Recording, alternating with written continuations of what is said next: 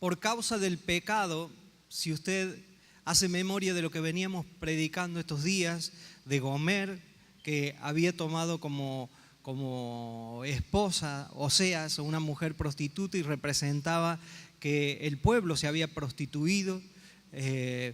Oseas se había guardado fielmente para su esposa lo abandona con sus hijos y fue vendida como esclava, y Oseas va y la compra. Dios le dice: paga lo que sea, ¿sí? La compra. El domingo anterior vimos: mi pueblo peca, perece por falta de conocimiento, por cuanto desechaste el conocimiento, yo te echaré del sacerdocio, dice Dios. Y vimos que la ignorancia es hereditaria, lo heredan nuestros hijos, y hemos visto un poco cómo está afectando la pornografía a la iglesia cristiana. Muy sutil, muy poco pudimos compartir sobre esto. Y acá Dios, la única forma, Dios dice, de yo poder restaurarte es que te tengo que disciplinar, ¿sí? Que te tengo que disciplinar. Por eso el profeta, viendo la angustia del pueblo, viendo la angustia del pueblo, Oseas le dice al pueblo: vengan, volvámonos al Señor. Volvámonos al Señor, porque Dios castigó, Dios disciplinó, pero también nos sanará, ¿sí?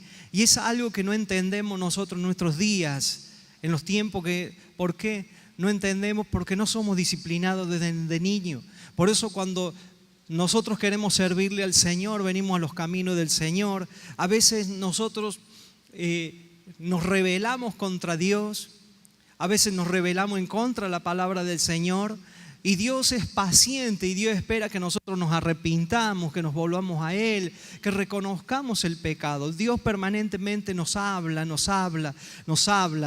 ¿sí? Pero nosotros queremos hacer como que si no hubiéramos escuchado a Dios. Y Dios tiene que llegar en un momento donde dice el momento: hasta aquí llegaste y yo te tengo que disciplinar, ¿sí? Y eso nos confunde cuando nosotros no tuvimos padres que nos disciplinaron desde chicos. Por eso, una de las cosas que los derechos humanos se han metido grave, porque todo lo que hace las leyes del hombre tienen su foco rojo y tiene sus debilidades y tiene su falencia, tiene sus lados vulnerables, que todas las cosas las metemos en una misma bolsa, pero Dios no es así. Dios, por medio del Espíritu Santo, habla que todos los casos no son iguales. Todos los casos de padre con un problema con los hijos no son iguales. Para las leyes de los hombres son todos iguales. Por eso las leyes de los hombres son obsoletas, ¿sí? Duran 1 año, 2 años, y tú te das cuenta que el que hizo la ley hizo la trampa, ¿sí?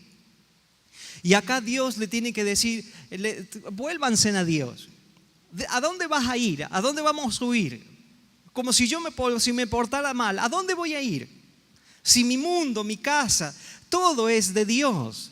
Pero necesitamos de parte de Dios a veces ser disciplinados. Por eso los padres, yo como padres, tengo que enseñarle a mi hijo, y a mí me duele y a mi esposa le duele cuando nos tenemos que disciplinar a nuestros hijos. Pero si no disciplinamos a nuestros hijos es porque no tenemos amor a nuestros hijos, ¿sí? Porque si nosotros disciplinamos a nuestros hijos, le demostramos que tenemos amor. ¿Por qué? Porque no estamos viendo el presente únicamente, sino que estamos viendo el mañana de ellos. Quizás no serán los mejores hijos para la sociedad, porque hoy la sociedad está distorsionando todos los valores, pero sí será un hijo conforme a la voluntad y el carácter de Dios. Tú no tienes que buscar un parámetro del mundo para ver si tu hijo es bueno o si los vecinos lo catalogan como bueno, sino que nosotros tenemos que ver cómo es el fundamento, los valores, los principios de Dios, para que nosotros podamos disciplinar a nuestros hijos. Los derechos humanos habla de trauma, habla de un montón de cosas en los hijos. Pero nosotros hoy vivimos una sociedad en la cual nosotros como padres, los que somos cuarentones, cincuentones, ¿sí? Éramos castigados por nuestros padres y ahora somos castigados por nuestros hijos. ¿Por qué? Porque decimos, yo no quiero que a mi hijo le pase lo que a mí me pasaba. Pero a lo mejor lo que tú te pasó se excedieron contigo y eso no quiere decir que quite a rajatabla la disciplina de los hijos. Y Dios tiene que disciplinar ahí al pueblo de Israel. Porque Dios podría decir, ¿sabes qué? Un juicio, los mato a todos y ya, punto, cerrado, me busco otro pueblo. Pero Dios era como ese esposo que todavía ama a su esposa. Porque nosotros como iglesia somos la esposa del Cordero, ¿verdad?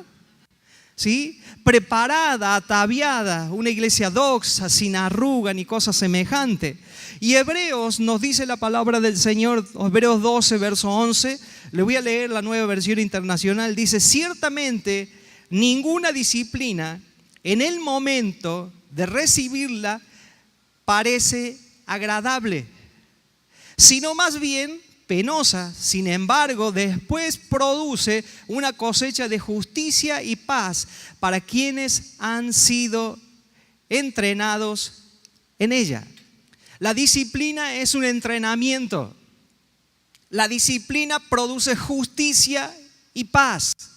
¿Sí? Produce justicia y paz. ¿Quiere tener paz en su casa? Usted nunca va a obtener paz si primero no hay guerra. Porque el que tiene paz sin haber pasado por guerra, nunca valora la paz. Latinoamérica no conoce lo que es paz. Porque la paz que tenemos, ¿sí?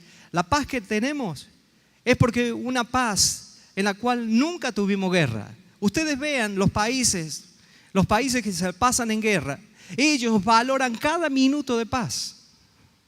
Pero mientras que tú no tengas guerra, y yo no te voy a decir que salga con escopeta a disciplinar a tu hijo, estoy hablando que guerra es cuando tienes que reprenderlo, repréndelo solo, ¿sí? Disciplínalo solo, no lo avergüences delante de la gente. Esa es una disciplina, ¿sí? ¿Amén o no? Por eso tienen que disciplinarlo.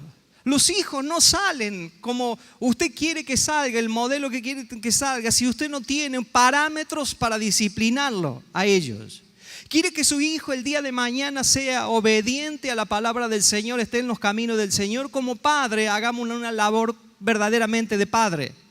Para que cuando ellos sean grandes, cuando sean mayores, se casen, se vayan de nuestros hogares a formar su matrimonio, su familia, ellos puedan estar agradecidos porque las disciplinas que vienen de Dios va a ser de otro rango. Va a ser de rangos de autoridades, no de rango de bajo autoridad. ¿Sí? Quiere que su hijo esté en los caminos del Señor, disciplínelo. La palabra dice, no provoquéis a ira a vuestros hijos, sino reprenderlo. ¿Sí? Sálgale al paso. Analía siempre le dice a uno, yo te voy a estorbar.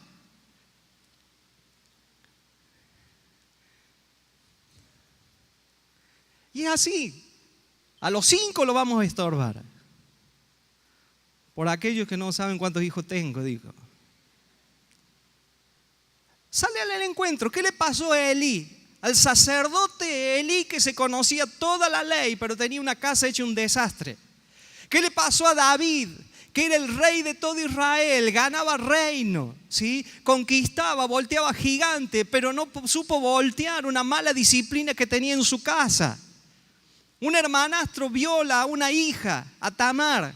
El otro, por venganza, Absalón mata al hermano que la había violado. El otro muere porque se le revela en contra del padre el espíritu de Absalón. ¿Por qué a veces en la iglesia está el espíritu de Absalón? Porque esos que tienen el espíritu de Absalón nunca supieron reconocer un padre y una autoridad. Y el espíritu de Absalón se ve. Gente que tiene un espíritu indómito no lo puedes dominar por nada. Menos se van a humillar delante de Dios. ¿Por qué? Porque no tienen una identidad. Porque nunca han pasado disciplina. Si usted no tiene una disciplina, hacer desarrollar la parte espiritual, mire, toda la disciplina que la gente tiene, y a veces yo lo veo en la iglesia, que cuando hay una revelación de la palabra del Señor, a los 10, 15 minutos están durmiendo. ¿Por qué? Porque la disciplina que tenemos es precisamente entretenernos delante de una televisión, de ir a ver un concierto, de una obra de teatro. Si aquí hubiera una obra de teatro, estuviera cantando, ¿quién le gusta? Otra más, ¿eh? Lo tuviéramos a Luismi acá, nadie se duerme. Estaría 10 horas cantando, nadie se duerme. Pero cuando hay una palabra de revelación, la gente se duerme. ¿Saben por qué? Porque disciplinamos más a la carne que al espíritu. El Señor le dice, va a los discípulos y le dicen, oren para que no entren en tentación. Vuelve la segunda vez, oren para que no entren en tentación. La tercera vez va y le dice, duerman ya. ¿Sí? Porque en verdad el espíritu está dispuesto, pero la carne se le opone.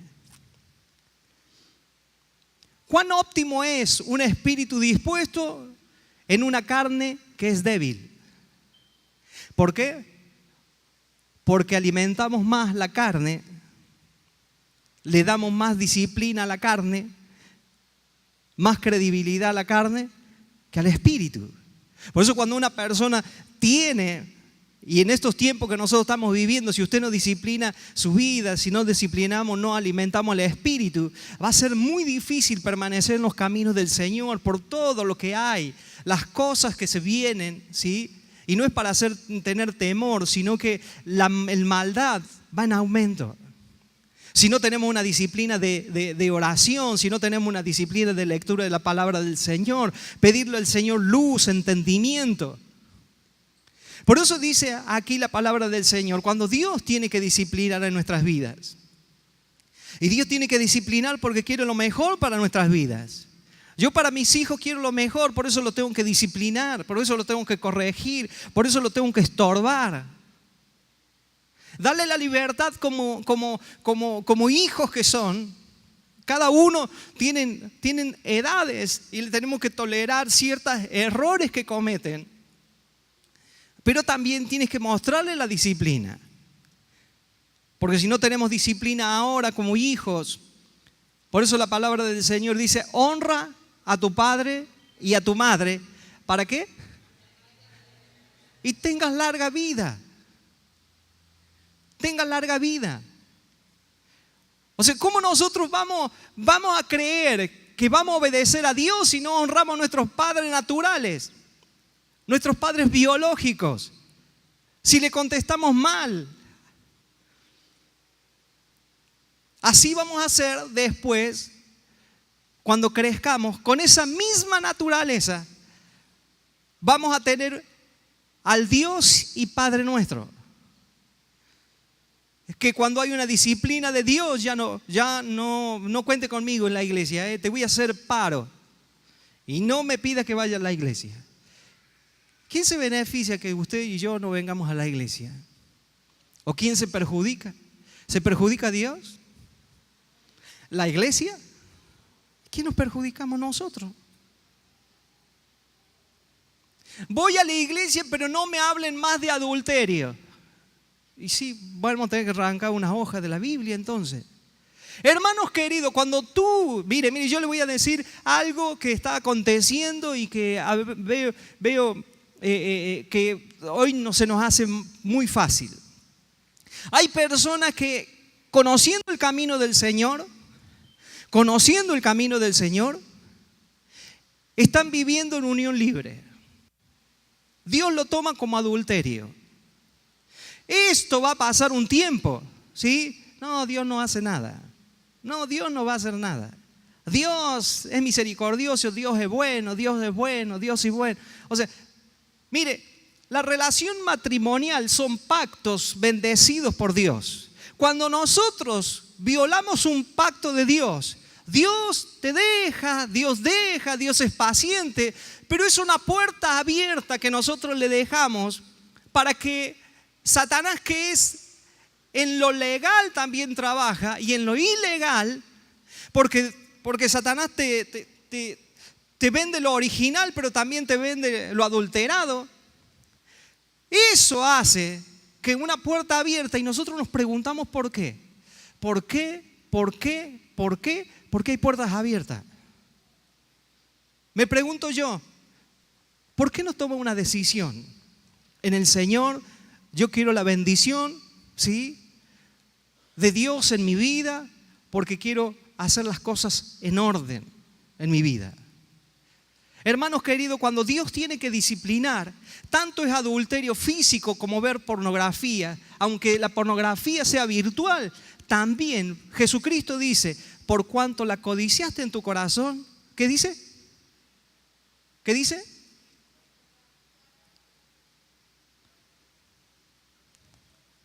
Ya pecaste en tu corazón.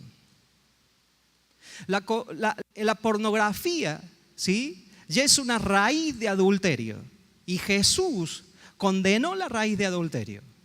La ley condenaba las hojas, las ramas, el fruto, ¿sí?, la ley. Pero Jesús dijo, desde la raíz que está en el corazón. Es el mismo adulterio. Y después queremos que Dios no nos discipline. ¿Sabe por qué Dios no nos disciplina? Porque es un Padre bueno. Dice, yo te quiero tener en mi casa siempre. Porque esto es una raíz que el día de mañana vas a abortar el propósito del Señor. No podemos luchar contra la ley de Dios, contra la ley de la gracia de Dios. La gracia es un favor inmerecido, pero no es para darle rienda suelta al pecado, sino que para andar en la voluntad de Dios, sabiendo que tenemos perdón de nuestros pecados si nos arrepentimos, nos humillamos, que Dios no quiere que nuestra conciencia se cauterice y ya no sabemos diferenciar qué es lo que es pecado y qué es lo que es caminar en la voluntad del Señor. Por eso Dios tiene que disciplinar. Por eso Dios nos ama. ¿Qué sería de mi hijo el día de mañana si yo no lo disciplino? Por eso en el pueblo de Israel nuestra Biblia dice hijo, hijo, hijo. En todo dice hijo, pero había 3 clases de hijos: el hijo tecnión, el hijo huyos, ¿sí? Tecnón, tecnión y huyos. De ahí viene la palabra huyostesia. Que la palabra huyostesia habla de hijos huyos que tenían la madurez. Es el hijo que había llegado a la madurez. Y el padre lo presentaba. Y por eso cuando se bautizó Jesucristo, se abrieron los cielos y de los cielos dijo ¿qué? Este es mi hijo amado en el cual tengo complacencia. ¿Por qué? Porque qué mejor cosa tener complacencia en un hijo. La palabra del Señor dice, el gozo del Señor es nuestra fortaleza. ¿Es verdad o no? ¿Qué quiere decir? El Señor se goza cuando nosotros somos fuertes, cuando nosotros estamos fortalecidos en Él. No hay mejor cosa que tú sabes que tu hijo sale a la calle, pero sabe que se comporta prudentemente. Dice, nos dará vida después de 2 días. Digan conmigo, nos dará vida después de 2 días. En el tercer día nos resucitará. Bueno, díganmelo, en el tercer día nos resucitará y viviremos delante de Él. Ok. Primera de Corintios capítulo 6, verso 14 dice, y Dios que resucitó al Señor también nos resucitará a nosotros mediante su poder. ¿Cuántos dicen amén? ¿Cuántos van a ser resucitados con el Señor?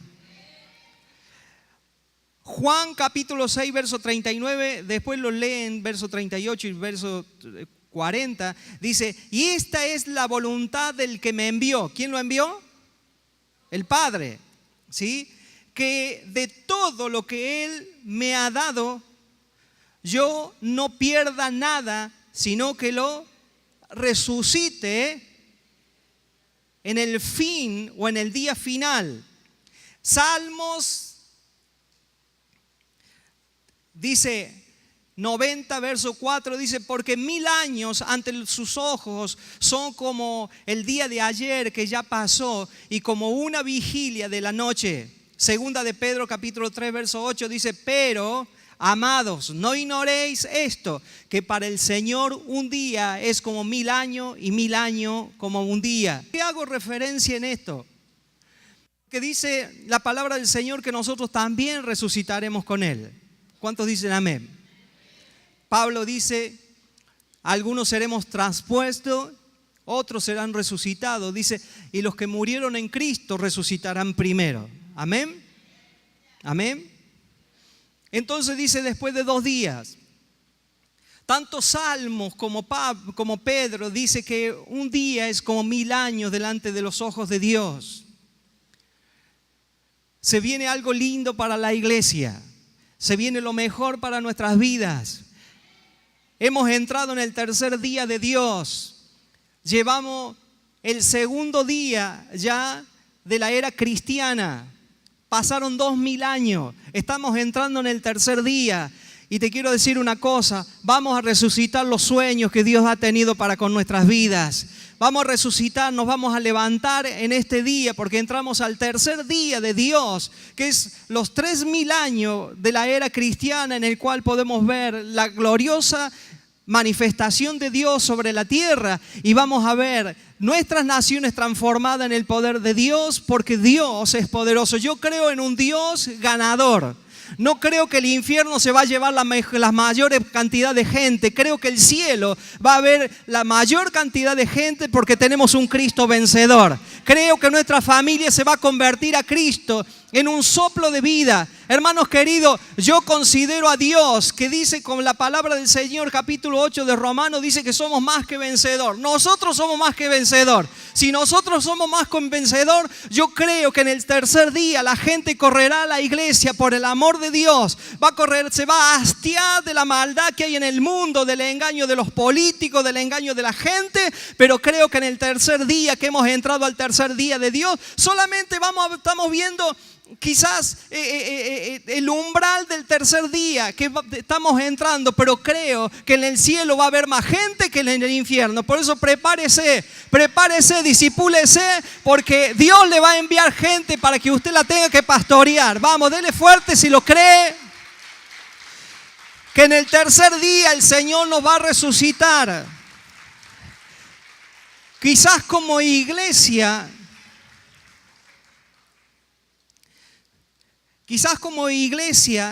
como dice acá, nos dará vida después de 2 días y en el tercer día nos resucitará y viviremos delante de Él. ¿Cuántos quieren vivir delante de Él? ¿Sí?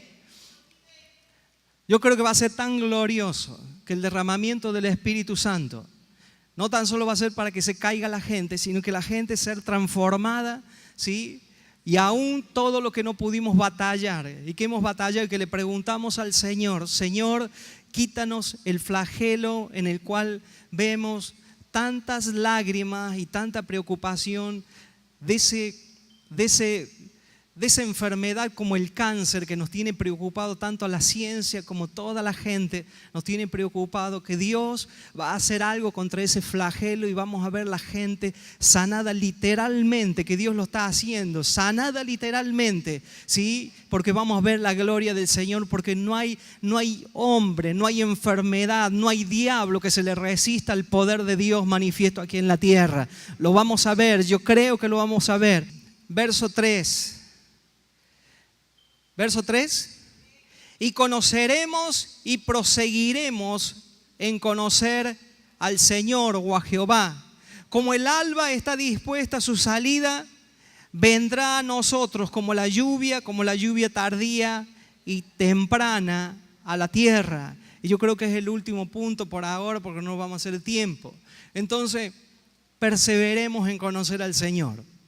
Si vamos a estar al frente de Él, estaremos en su presencia, ¿sí? Dígale que está a su lado. No te vas a necesitar morirte para estar en la presencia. Vas a estar aquí en la presencia del Señor, ¿sí? Por eso siempre decimos, hoy se murió la hermanita Pepa. No hay ninguna Pepa acá, ¿no? Por las dudas. Sí, no, después cambiamos el nombre si hay alguna Pepa, ¿no? Y lo primero que hacemos dice, ya está en la presencia de Dios. ¿Y nosotros en la presencia de qué estamos? ¿No estamos en la presencia de Dios o qué? ¿Sí? El mundo está bajo el maligno, pero nosotros estamos en la presencia del Señor. Amén. A mí me da a veces pena, pero a veces son cosas que no lo podés tú evitar, porque todo esto es voluntad. Cuando la gente toma en poco la palabra del Señor. Y la toma en poco, ¿saben por qué? Porque este sistema del mundo, más allá de que hay las cosas virales que hay, espirituales, todo. Mire, Satanás tiene una característica. No tan solo es engañador, sino que trabaja en los medios de tal forma de a nosotros hacernos adictos para que nosotros podamos a mayor escala alimentar las emociones de la carne, ¿sí? Por eso nos cuesta tanto recibir una palabra de Dios. Nos cuesta tanto, porque está tan fortalecido el hombre exterior que el hombre interior se va debilitando, ¿sí? Por eso el Espíritu Santo, cuando viene en nuestras vidas, el primero que despierta el hombre interior. Y para que podamos crecer, no permita que un día a la semana usted tenga esa comunión linda con el Señor. Provoque la comunión con Dios. Provóquela. Dios está presente en nuestras vidas, ¿sí? Pero dice, proseguiremos en conocer al Señor. Habla que nosotros tenemos que tener la clara intención y decisión en nuestras vidas de pasar tiempo con el Señor, ya sea en oración, en la escritura, ¿sí? Escuchar algunos mensajes, prédicas que nos edifiquen, que nos nivelen hacia arriba y no nos nivelen hacia abajo. Que el pecado sí es algo que nos atrasa, nos somete, nos impide avanzar al propósito de Dios. Pero también tenemos que reconocer que si Dios no viene a disciplinar nuestras vidas, nosotros nos pasaría como David. David creía que nadie se había enterado del adulterio y lo guardó 9 meses hasta que Dios mandó a un profeta como Natán, para decirle: David, tengo por cierto que has cometido pecado y has cometido adulterio. Y aunque nadie y tú, Jezabel, lo guardaron, nadie te vio, Dios te estaba viendo. Dios te estaba viendo. Y por eso no puedes avanzar. Y Natán le contó una historia. Dios le dice: Natán, cuéntale la historia de la ovejita y del hombre rico y del siervo que tenía una sola ovejita y la llevaba con ella. Era la única ovejita, y que había venido un hombre a la casa del hombre rico y en vez de matar de sus tantas ovejas, mató la ovejita de este hombre, que era la única oveja que tenía, para darle de comer a esta visita. Claro, David, como tenía poder y autoridad. Por eso, si no sabemos manejar poder y autoridad, aún en las palabras, nosotros podemos afectar. No es lo mismo que se equivoque el presidente de la nación, que emita algo, como pasó con Hugo Chávez, lo que dijo contra los israelitas, que lo diga una persona que no tiene repercusión, abren el mundo espiritual. Pero David dijo, ese hombre es digno de muerte y tiene que pagar 4 tantos. Natán le dijo, ese hombre eres tú. David automáticamente se tiró al piso a llorar, y está en el Salmo 51, arrepintiéndose y humillando. Pero David tuvo que esperar 9 meses para arrepentirse. El cantor de Israel, el que era conforme al corazón de Dios, el que no había hombre como él sobre la tierra, que dice Dios. Sin embargo, Dios lo trata de homicida después. Porque cuando David se arrepiente y quiere hacer las cosas bien, Dios le dice, y David tiene el deseo. David era una persona que desbordaba por servirle a Dios. David dice, ¿qué me pides si todo es tuyo? Todo es tuyo, no me pidas nada, todo es tuyo, te doy todo. David llegó a ser la persona más próspera, y su hijo Salomón, la persona más rica y sabia sobre la tierra, porque lo daban todo para el Señor. El problema es que David le dice a Dios, Señor, tengo una excelente idea. Si te hacemos un templo, una casa. Dios le dice, wow, qué linda idea que tienes, David. Una excelente idea, David. Pero ¿sabes qué? Le dice Dios, tú no me vas a edificar, porque tus manos están manchadas de sangre. No porque David haya matado a Goliat, ni haya matado a cientos y miles. A veces nuestras manos se manchan de sangre ante Dios, no por lo que Dios nos mandó a hacer, sino lo que no hicimos encubierto, y que creemos que Dios no era la sangre de los miles que había, sino por la sangre de Urías.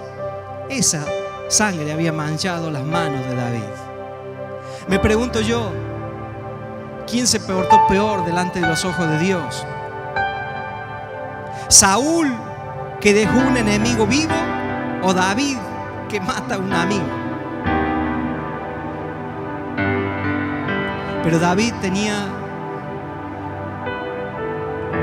una puerta en la cual conocía a Dios, que era humillarse delante de Dios.